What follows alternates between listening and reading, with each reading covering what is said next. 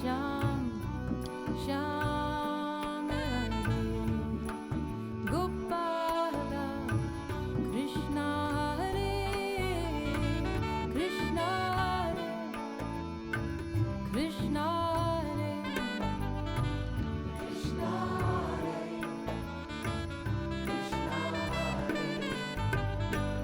Krishna Hare Krishna Hare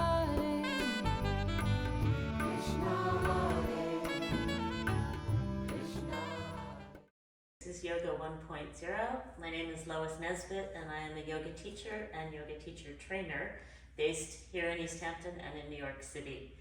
And what I'd like to do with this series is offer you basically the hows and whys of yoga. I find there's a lot of confusion out in the world about what yoga is, why there are all these different styles and practices, why we do what we do, what we do. And I just want to share with you things that I wish I'd learned when I first started practicing, and also things that I now share with the teachers I train, because I really want to raise the bar of people's knowledge of what we're doing with yoga and why we're doing it. I'll be offering 3 different types of segments in the series. We'll have practice sessions here on the mat or in the chair. We'll have sessions where I'm just talking about some of the ideas behind yoga. And we'll have a 3rd type of program where I will be breaking down some of the details of yoga practice, specifically showing you some anatomy and how to practice with smarter, more intelligent practice. For this segment today, we'll be doing a 25-30-minute practice, and we're going to start at the base of the body, which we call the foundation. So the foundation is whatever is touching the floor. So right now, Missy and I are standing, so it's the feet. The feet and the hands are the main foundations we use throughout our practice. Today we'll work on the feet. On another upcoming segment, I'm going to focus on the hands. So why is it important? Well, the feet are what is called our base of support. They hold up everything above us. If you stand with your feet turned out or askew or crooked, it's going to affect everything in the body from that point upward. So your knees, your ankles, your knees, your hips, your spine, all the way up to your neck can be affected by having the feet unskillfully, asymmetrically placed. The feet and ankles are also small relative to the weight they're bearing, so we need to make sure that we're using those little bones and muscles to the best of our ability. Having a good foundation will also make you more stable, as in you won't fall. And you will find as we go through practice that the poses, say triangle pose or half moon, they make more demands on our balance. So using your feet well when you're just standing or doing a simpler pose will prepare you to do the more advanced poses. And then finally, the feet are touching the earth and they help us to ground. So you've probably heard that expression, I feel really grounded or I feel ungrounded. So that has to do with your connection downward into the earth through the power of gravity, and the feet are the contact point.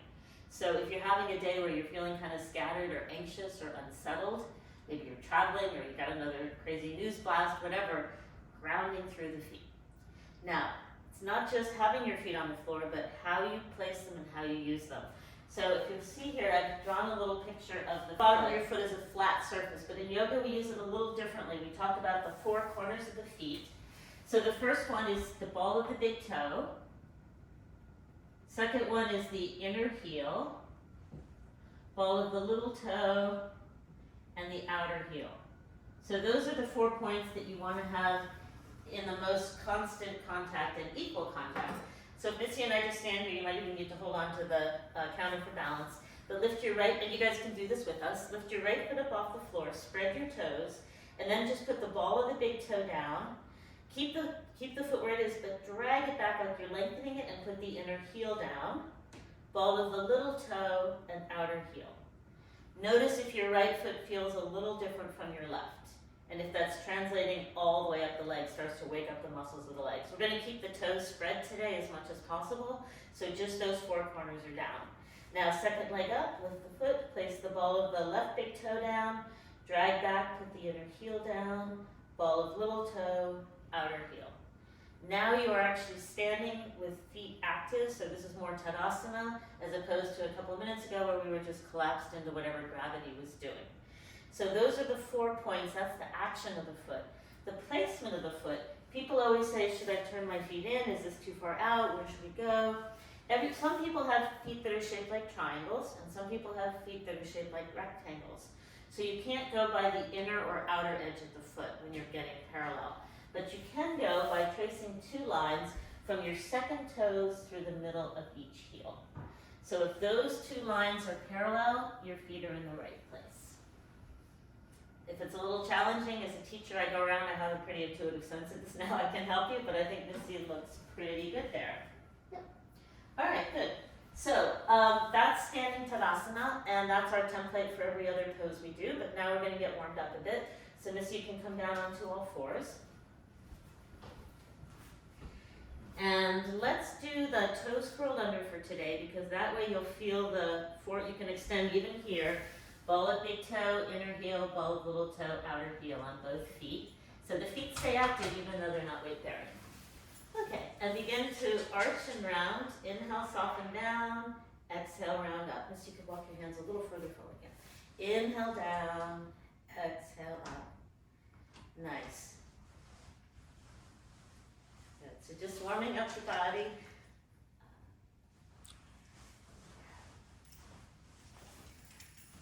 Good. Okay, a couple more rounds. Inhaling down, exhaling up. And then walking your hands one hand length further forward so you have a little extra space. Curl your toes under, lift your knees up, and pedal out your feet, alternate bending and straightening each leg. And as you do so, you can just feel that you're reaching evenly through the four corners of the feet. So again, from pose to pose, the alignment stays constant. So it's not just like we set up in Tadasana, forget about it till we end up practicing Shavasana. Okay, now inhale, bend both knees, and exhale, straighten both legs. Inhale, bend, exhale, straighten, and one more bend, and stretch. And then as you hold the pose, again, press down through the balls of both big toes, reach out through the inner heels, ball of little toe, outer heel. And if you want to get an even deeper stretch in your calves, you can lift your toes. Yep, not your heels, but your toes. Good. Okay, and then bending your knees, walk your feet forward to meet your hands. Hands to hips, come all the way up to stand. Good. And if you need to get comfortable resetting the feet, you can look down. Remember those two lines, those parallel lines, second toes to inner center of the heels. And the weight is even on all four corners of the feet. So you might want to just close your eyes at this point and notice some people tend to pronate their feet, which means they put more weight on the inner foot. Some people supinate, which means the weight collapses onto the outer foot, outer arch. So sense where you are in space and check that you're even. So when you have the four corners of the feet rooting down, the inner arches of the feet lift up, but so do the outer arches. So lift your toes. Yep, yep. And I should be able to get my fingers underneath there. Some of you, the arches will be even high enough that I can touch. Okay, that's why we're keeping the toes lifted, to get those outer arches up and strengthen the foundation, the base of the body. Okay, let's inhale, circle your arms out and up. Exhale, bow forward. Inhale, lift your chest. Exhale, step your right foot back, keeping the knee off the mat. Inhale, left foot back to plank. Exhale, lower down, either to the knees or chaturanga. Inhale, curl up to cobra or up dog. Exhale, back, downward facing dog. Inhale, right foot forward. Exhale, left and bow. Inhale, arms out and up. And exhale, arms by your side. So Missy is doing the full form of the sun salutation. We'll show a modified form if you don't have the strength yet to do the full form. So inhale, circle arms out and up. Exhale, bow forward. Inhale, lengthen the spine. Exhale, left foot back, left knee down. Circle the arms out and up. Exhale, place your hands. Step back, downward dog. Inhale, forward. Exhale, lower down to the knees. Yes, that's it. And on all the way down. And then rather than up dog, just cobra. But actively spread the feet into the floor here. Spread the toes. Yep, so the legs stay parallel. Exhale, back, downward facing dog. Inhale, left foot forward, right knee down. Circle your arms out and up. Beautiful. Exhale, place your hands. Step forward and bow. Inhale, arms out and up. And exhale, arms by your sides. So again, you can do either the full form, the first version, more advanced, or the second form. If you need to replay the tape, if you're watching at home, get the hang of it. We're going to continue with the more challenging version today. Inhale, circle the arms out and up again. Exhale, bow forward. Inhale, lengthen your chest. Exhale, step the right foot back. left foot back. Exhale, lower down, either to the knees or all the way. Inhale, up dog. Exhale, down dog. Inhale, right foot forward.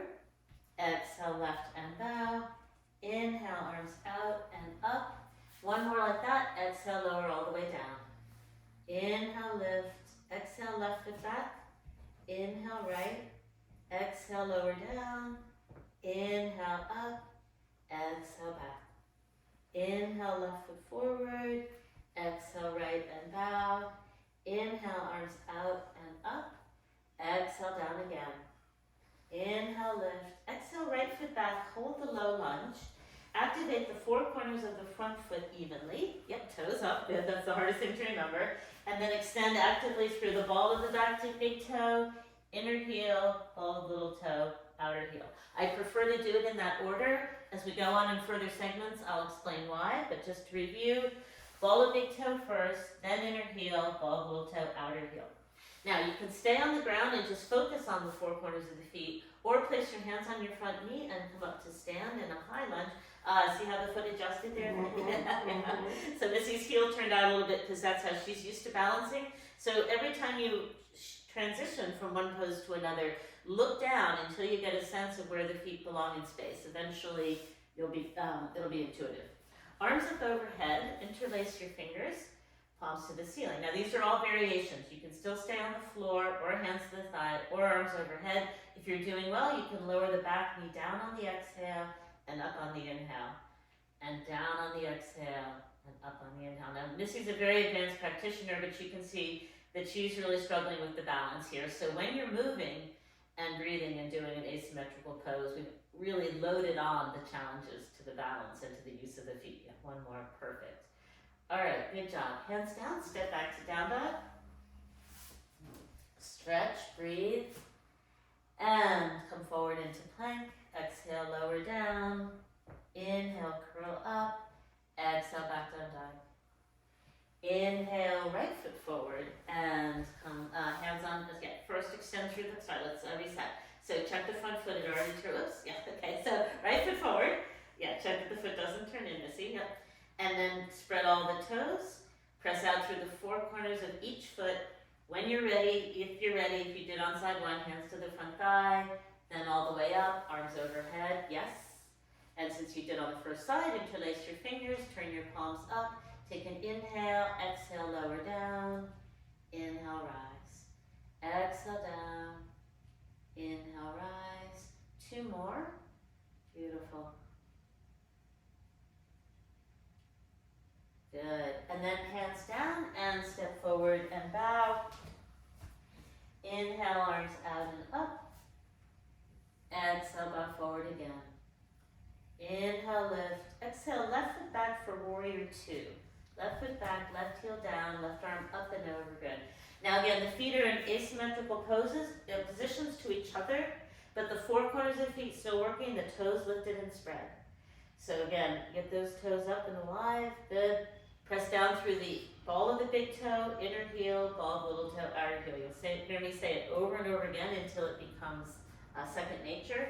You might at the end of this practice want to do a screenshot of my drawing to help you remember the four corners of the feet. Okay, let's take reverse warrior, arch back. Now this is subtle and you'll have to be doing this to feel it, but when she shifts back, the weight is going to pool more in the right leg than the back leg, sorry, her left leg, than the front leg. So you want to even that out, immediately even it out, so that the poses, even though they look asymmetrical, the action is always to return to symmetry. And now second side, left arm down on, right arm down on the thigh, left arm overhead, side angle. And again, there's going to be a big load on the front foot here, so can you charge up the back leg? Yeah, I just saw that, hip lift a little bit, excellent. Great. Breathing in, breathing out. So a lot of technique today, please remember the breath. Nice deep Ujjayi breaths. One more inhale and exhale, circle the hands down, step back to down dog. And come forward through plank. Exhale, lower down. Inhale, up dog. Exhale, down dog. Inhale, left foot forward, warrior two, up and over. And same thing, the moment you establish the pose, the position of your feet looks good here. Four corners rooting evenly and left and right foot evenly. Breathing in and breathing out.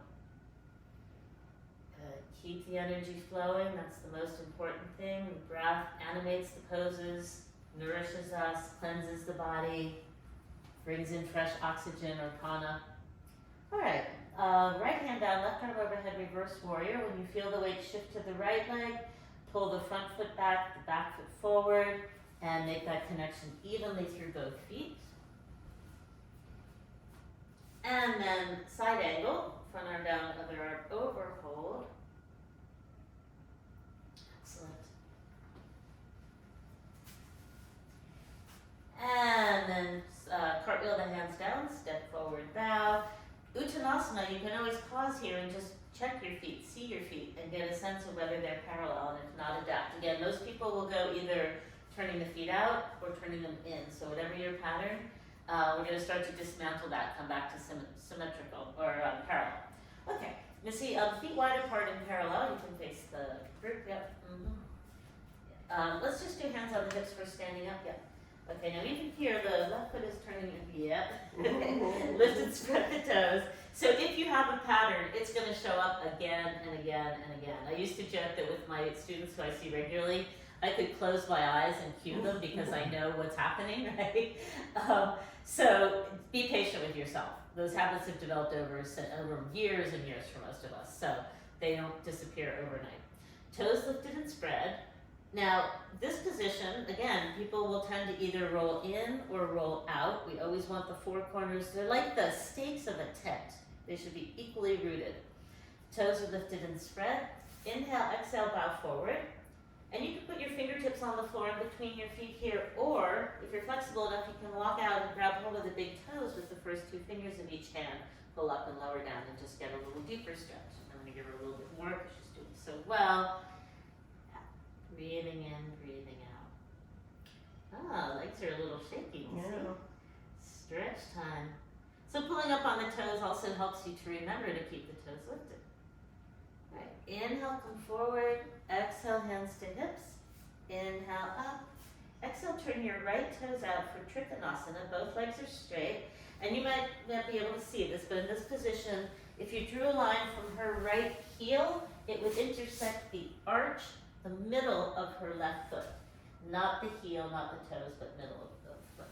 All right, arms extended, exhale, lower down, Trikonasana. Now, if you're as flexible as Missy, hand goes to the floor. If not, we would use a block. Scan the body. Where is the weight pooling? Can you even it out? Can you keep the toes up? Is the weight even on the inner and outer edges of the feet? So again, the more challenging the pose, the more interesting this gets. Inhale, back up. Exhale, reverse the feet and take it down to side two. Again, raising the toes. Yep. Raising the toes is optional, but honestly, I do it all the time. It wakes up the foot, it builds up strength in the feet, the ankles, the shins, challenges the balance, all good stuff. And if you wear shoes all day, and this is your only chance to lift and spread your toes, by all means, do it. Okay, inhale, back up, exhale, and reverse triangle again, first side. And then upper hand on your hip, step forward into half moon. Excellent. All right, good. Keep the top foot as awake and alive as the bottom. She's doing really well. Most people do turn the bottom foot in here. Hers is turning in a tiny bit, but we're going to let it go for today. But again, same alignment every pose. Once you get the cues, you can start to internalize them. Okay, upper hand on your hip. Bend the front knee deeply. Giant step back as gracefully as you can. Yep, to come back up. Lovely. And reverse Trikonasana to the other side. Good. Front heel intersects middle and back foot. And upper hand on the hip, step forward, half moon. And yeah, and you can see now her top foot is really working. It's working as hard as the standing foot to keep this leg awake and alive. Top leg on, back leg on most poses tends to fall asleep. All right, hand to hip and step back, giant step back, lovely. Inhale, back up. Exhale, feet parallel, and step your feet toward each other and just shake out for a moment. You starting to feel this in the feet and ankles? Oh yeah. Yeah. If you haven't done this kind of work before, you may be a little sore tomorrow in funny places, the calves, the shins, around the foot, but that would be a good thing. Okay, now, balancing. So when we take one foot up, we just cut our base of support in half. So it's gonna be twice as difficult to stabilize. So let's start on the right foot. Missy, bring your left foot up into a tree pose. Good. And then yeah, hands in prayer. Now I'm gonna challenge her to see if she can lift and spread her toes on both feet. And we'll work on this in another practice, but if you press the thigh into the foot and the foot into the thigh, it will help. No. Yeah. So many of you have done this pose many times, but honestly, with the toes up, it's a game changer. Good. Alright, let's shake it out and try the second leg.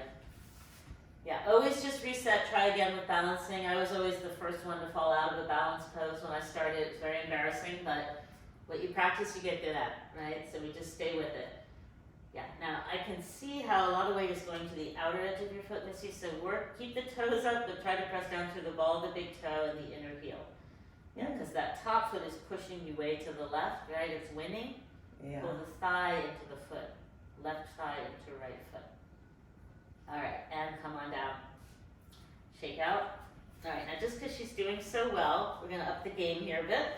So I said base of support. Why is an upside down pyramid not as stable as a right side up pyramid? Because the base of support is much smaller. So when Missy lifts one foot up, she's made that base smaller. So go ahead, left foot up again. Steady your gaze on something, hands in prayer. Now we're going to make the base of support really small by coming up on the balls of the left foot. All right. So regular tree pose. I'm sorry, regular tree pose with the left foot. Yeah, and coming up on the balls of the standing foot. Oh. Yeah. Yep, that's it. You try. Up and down. So there's two things. We've narrowed the base. Yeah, you can try the other. Yeah. We've narrowed the base of support, and we've introduced the mobility of the ankle and foot. There's so much wobbling that can go on there that's making it even harder than just having a smaller base. The only people I've seen that do this with ease are people who did ballet before the age of 4 or 5. They get used to going up on the toes. The rest of us, not so easy. So Missy's determined, I like that. Makes a good yogi. Okay, last one just for the hell of it. Eyes up, Tadasana. Left foot up, hands in prayer, close your eyes. So often we think we're being stable when we're just using our eyes. Oh.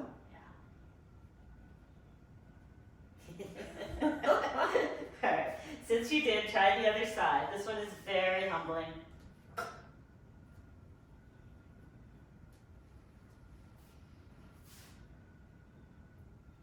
Good. Okay, and release down, shake it out. Alright, give those legs a rest. Come down to lie on your back. Now, a couple of things that can help with keeping the feet well aligned and active. If you're familiar with a bridge pose, you can't see whether your feet are parallel unless you have a mirror on the ceiling. So putting a block between your feet can be very helpful. And I would like you to get a little closer to your body, Missy. Good. And then arms by your sides and raise your hips up and interlace your fingers underneath you. So simple prop. If you don't have a block, you can use a thick book, like a dictionary, something like that. But I really encourage you to invest in 2 props for these basic things we do at home. One is a block. In fact, a pair of blocks would be helpful. You have a block and a yoga strap. Okay, come on down. Roll to one side and come up to sit. And stretch your legs out in front of you. So another prop that can help here to keep the feet well aligned is to loop a strap around the balls of the toes, not the arch, but the balls. Hold the strap back enough far and your shoulders are back. Well, maybe that's too far. Yeah, and then either just staying here, you can see how awake and alive your feet are, or you can bend the elbows back and come forward toward a Paschimottanasana. Okay. And if you have a couple of props and you want to get really precise about this, you can, come on up for a minute, miss. You can put a block between the strap and the feet, and then you have basically like a floor, like a reference point, and come forward. If you don't have a block, you can also place your feet against the wall to come forward. Alright, come back up to sit. And release down into a very short Shavasana. If you are watching at home and you can give yourself a longer rest and the body is needing a longer rest, by all means, just settle and allow yourself as much downtime as you need. These practices, these segments we're doing, they're not long, but they're relatively challenging because I'm trying to introduce new information, new techniques, and the body needs time to assimilate. So before you go rushing off to your next thing, and like in Missy's case, if she gets up and walks out of this room without Shavasana, I'm pretty sure she's gonna start turning her feet in again, because that's her pattern, right? Mine, I'll start turning my feet out. If you release into neutral for just a few minutes, you give the body a chance to absorb the new pattern. Okay, Missy, let's awaken the edge of the body, wiggle fingers and toes, ankles and wrists. Roll your head from side to side, back to center. Great. And then rolling over to, you can roll to your left side since you're facing the group, and come back up to sit. And since we haven't done this before together, I'll join you. So you're gonna sit in a simple cross-legged seat. Not for today any one of these fancy yoga things like this, or where you do half lotus or full lotus, but just simple cross-legged, because I want you to be able to flex your ankles and your feet.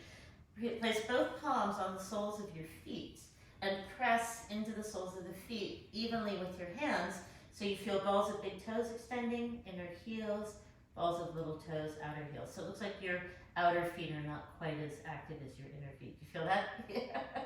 All right. And then release and bring your hands into prayer, sit up tall. So even in these seated poses, the feet can stay active. Namaste. Thank you, Missy, for a beautiful practice. Namaste.